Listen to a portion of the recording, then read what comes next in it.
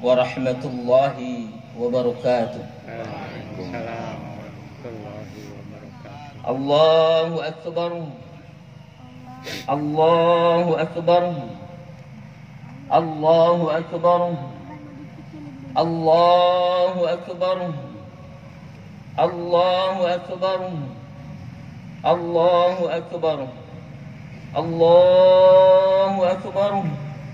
Allahu akbar. Allahu akbar. Alhamdulilladzi hadal muttaqin siratal mustaqim wa faddalahum bil fawzil azim.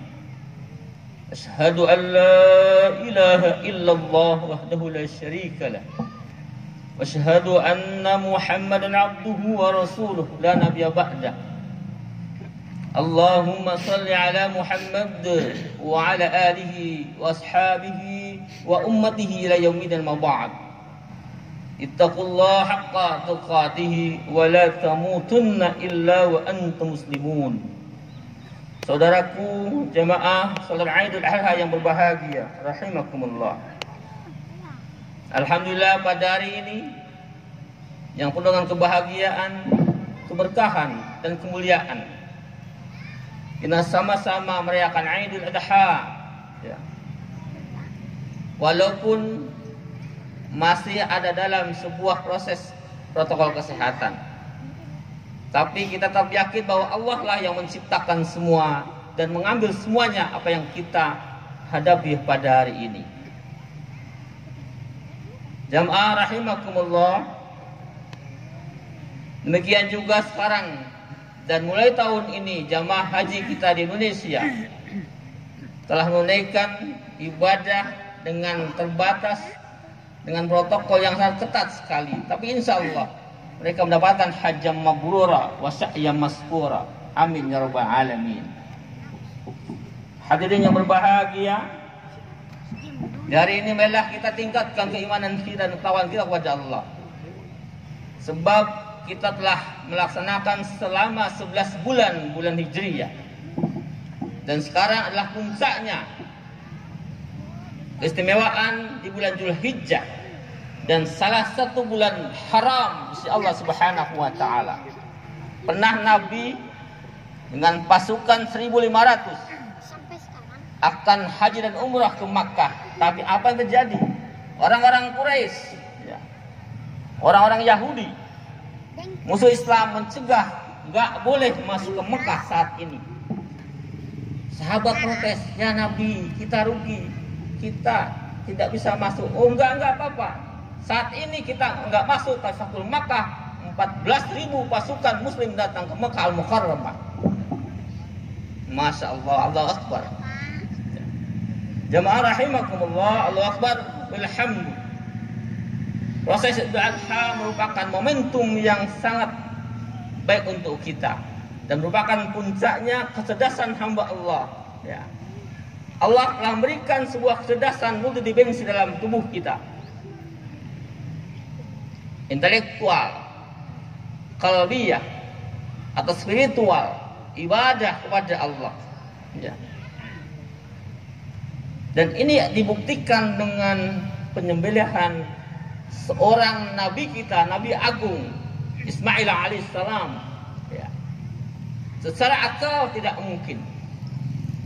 Tapi ada sekarang, zaman sekarang, seorang dapat wangsit katanya, hai bapak, bunuh anakmu, bunuh anakmu, bunuh anakmu, bunuh semua anaknya. Wangsit dari setan, dari jin. Ya. Na'udzubillah min dzalik. Jamaah keluargaku yang berbahagia, di sini akan saya sampaikan ada 3 kecerdasan dalam Idul Kurban. Yang pertama tentang makna kecerdasan dalam spiritual. Yang kedua egoisme. Yang ketiga solehan sosial dan keadilan sosial umat Islam. Tadi disampaikan oleh ketua cabang, kita berbagi kepada orang lain. Kalau jemaah yang berbahagia melihat ke atas tambah sombong, ke bawah tawadhu kepada Allah. Ke atas apa di atas? Allahu Akbar walilhamdulillah. Jamaah yang berbahagia, Kisah Nabi Ibrahim bin Ismail. Ya.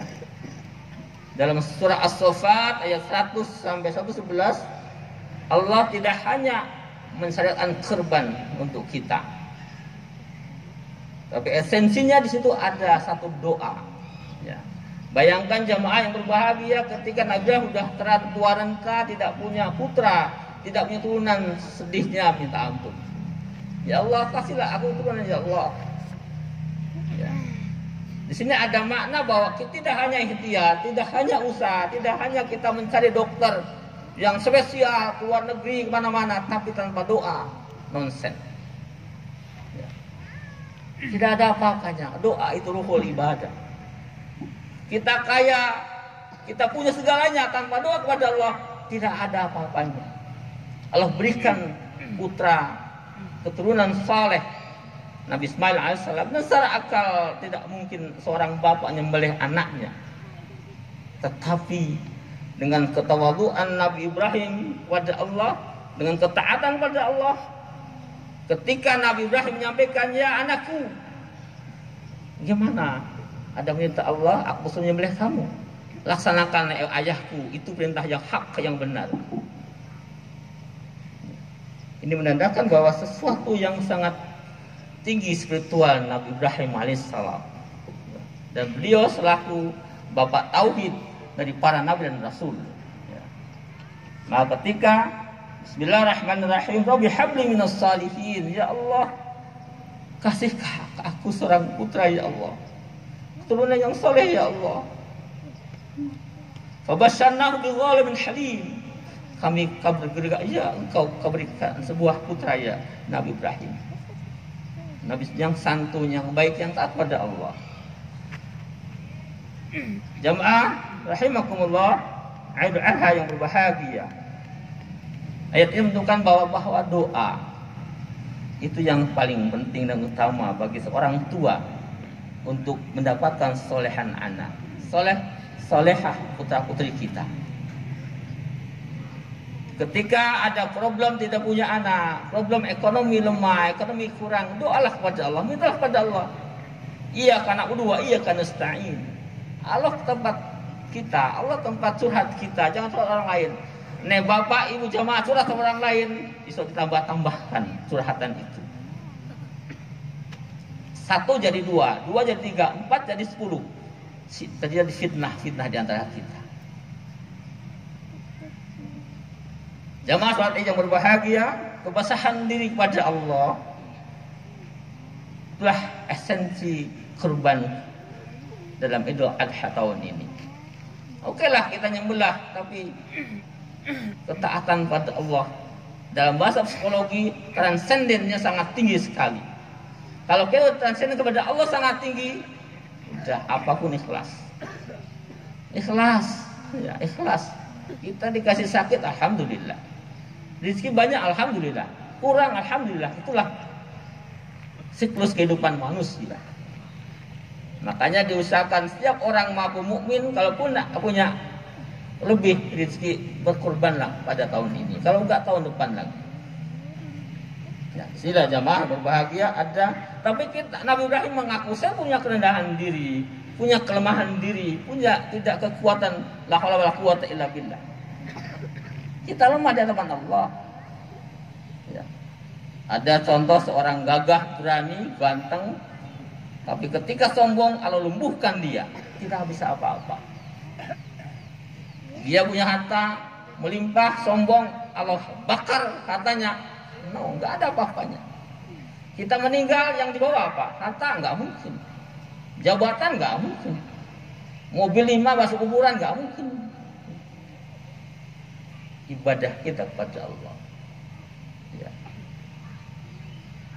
Ibadah itu sesuatu modal yang paling baik untuk kita semuanya. Allahu Akbar, Allahu Akbar walhamd. Maka bentuk kebesaran kita kepada Allah harus sujud. Ya. Sujud kita di bawah, nggak ada sujud ke atas. Ya. Dari Nabi Adam sampai Nabi Muhammad SAW semua sujud untuk kebesaran diri kepada Allah. Kita rendah hati, sujudlah kepada Allah di bawah, nggak ada sujud ke atas. Orang suka atas paling sombong. Contoh kasus ya, ada orang menyembah matahari, kan itu kan kesombongan. Ya. Menyembah patung, ada patung paling besar, Nabi Ibrahim tidak hancurkan, semua hancur patung-patung zaman Ibrahim, tapi yang paling besar ternyata dia hanya sebuah patung, tidak bisa apa-apa, dibuang ya nggak apa-apa. Bahkan Nabi Ibrahim pernah memakan patungnya sendiri karena buat dari gandum. Ya. Bapaknya gimana? Saya makan, saya ngeli, saya lapar, saya makan patungnya. Masa dimakan? Ya. Nauzubillah min dzalik. Jamaah seperti yang berbahagia, yang kedua, ya, kecerdasan dalam emosi. Esensi kurban tidak hanya sekedar menyembelih domba, kerbau, kambing, unta, dan sebagainya. Hakikatnya kita memotong sifat kebinatangan kita semuanya. Ada dalam tubuh manusia rakus, dengki, iri hati, menang sendiri oleh ketua cabang, menang, egonya sangat tinggi. Nabi Ibrahim dikasih kesempatan menyembelih anaknya, tapi tidak egois pada Ismail alaihissalam. Apa pendapatmu? Apa pikiranmu dengan perintah itu? Oh, laksanakan Nabi Ibrahim. Kadang-kadang bapak-bapak zaman berbahagia, kita egois. Anak harus manut bapak ibunya. No, nggak bisa. Kita hanya sebatas mengarahkan anak, mendidik anak. Semua titipan Allah. Harus jadi koyo bapak, nggak bisa. Harus jadi koyo pimpinan cabang, nggak bisa. Semua orang punya kecerdasan, punya intelektual berbeda-beda. Oke, contoh kasus saya yakin bahwa ibu-ibu punya putra 5, 2, 4 berbeda setiap kecerdasannya. Ada yang tinggi, ada yang sedang, ada yang kurang.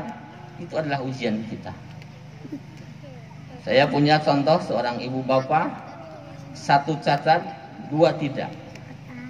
Saya tanya, ibu bapak bagaimana punya anak cacat? Pertama apa jawabannya? Malu. Malu. Lama-lama malu nggak? Tidak. Inilah ibadah saya. Inilah ibadah saya. Inilah saya nggak malu punya anak cacat. Hanya semua ujian Allah.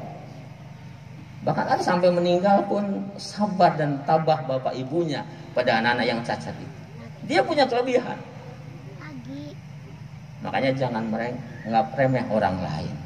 Inilah emosi kita di sini. Makanya bertanya, Ustaz, ada nggak zaman jahiliyah modern? Oh ada. Apa? Selagi umat Islam masih punya sikap sombong, takabur, iri hati, dengki, egoisme tinggi, itu zaman jahiliyah modern. Berarti kita masih orang jahiliyah semuanya. Oke, zaman Nabi itu jahiliyah. Tapi pintar-pintar, kaya-kaya, tapi jahiliyah dalam agama. Sombong. Punya ilmu dikit, sombong. Harta dikit, sombong. Gagah dikit, sombong. Kalau jatuhkan, udah.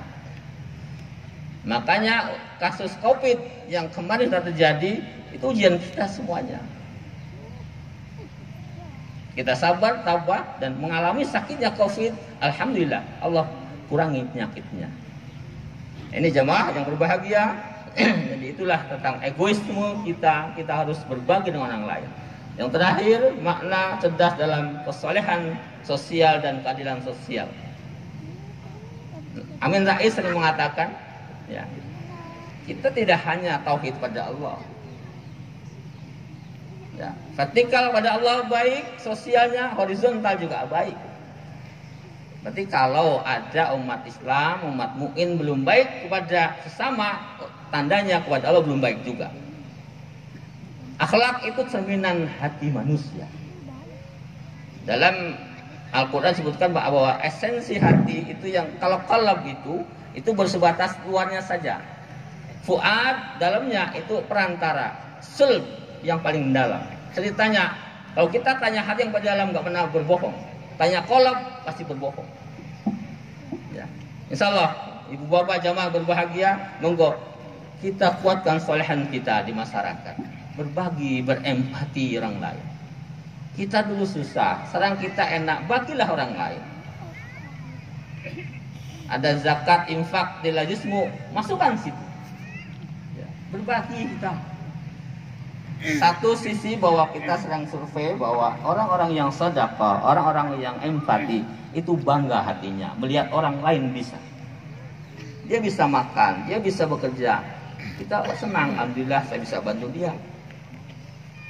Ya, makanya esensi kurban itu dalam kisah Ibrahim Ismail adalah kisah empati kita ditanyakan oleh Allah. Mana empatimu? Gak ada. Saya pernah punya teman seorang PNS ya, pensiunan negeri, tanya, Pak kurban gak? Maaf, uang saya gak cukup untuk kurban. Kalau saat gajian pensiun, mungkin mohon maaf ya, ada yang pensiun saya orang swasta. Ya, gaji PNS, mungkin Pak Warsono Ustaz ini PNS ya, dia akan lebih tahu ya, gaji sekian. Gajinya 2 juta, kurban 3 juta kurang. Ya kalau saat kurang, kita kurban latihan dari bulan haram pertama sampai nanti pas Dzulqa'dah, kita bisa kumpulkan tabungan kita. Insya Allah ringan semua. Dan saya yakin semua jamaah bisa berkurban semuanya. Amin ya. Jadi insya Allah bisa. Kita niatkan kuat. Orang haji dengan niat kuat, walaupun sekarang nunggu haji berapa tahun? 30 tahun, nak 50 tahun. Udah umur 80 nggak mungkin ya haji. Inilah aturan kita. Di COVID kan yang nunggu bisa. Di Yogyakarta itu sampai 30 tahun nunggu haji. Daftar 50 berarti usia 80. Oh nggak boleh. Sekarang usia 65, no, nggak boleh naik haji. Ya. Hanya kasihan juga, sedih saya Pak. Udah bayar lunas tidak haji berangkat. Umurnya gara-gara 65 tahun. Nah ini jamaah yang berbahagia. Maka terakhir keadilan sosial. Fenomena di masyarakat kita, orang-orang miskin banyak sekali. Zaman Nabi sahabat orang miskin nggak ada, ya, nggak ada orang miskin zaman Nabi dan sahabat. Bingung mana orang miskin? No, nggak ada. Sekarang di kota tuh banyak Pak, di perempatan banyak. Naudzubillah. Insya Allah di sini orang-orang kaya semuanya, orang-orang yang mampu dan sanggup berempati dengan orang lain di hari kurban ini. Jamaah salat Id yang berbahagia, inilah fenomena-fenomena yang perlu kita sampaikan pada saat ini. Semoga akan menggugah hati kita, tingkatkan spiritual kita pada Allah, ketundukan hati, ketaatan hati, takar kepada Allah, banyak doa kepada Allah. Semua Allah yang menyetir kita, Allah yang matur kita. Kita mau jalan, Allah yang matur kita. Ya. Kita mau kaya, asal usaha Allah kasih kekayaan untuk kita semuanya. Yang kedua adalah kita tingkatkan, kita stabilkan emosi kita. Ternyata penemuan di Jepang, ya, penyakit rata-rata penyebabnya adalah mental manusia. Ya. Penyakit fisik diakibat oleh mental manusia, iri hati, dengki, sombong. Jadilah penyakit fisik kita semuanya. Karena fisik dikit, perbandingannya banyak. Karena mental kita tidak siap, kita banyak jadi penyakit. Ya. COVID, mental nggak kuat, akhirnya meninggal. Dan inilah yang bisa saya sampaikan. Semoga bermanfaat untuk semuanya. Dan baiklah kita tegakkan kerangka penegakan nilai-nilai kemanusiaan, menyantuni fakir miskin, saling membantu tanpa ada kepentingan lain. Tanpa ada kepentingan lain apapun. Kita bantu. Kalau ada kepentingan lain, Allah yang tahu. Kita nggak tahu semuanya. Demikian baiklah kita berdoa kepada Allah, semoga salat Idul Adha tahun ini Allah berkati dengan rahmat-rahmat-Nya Allah. Astaghfirullahaladzim.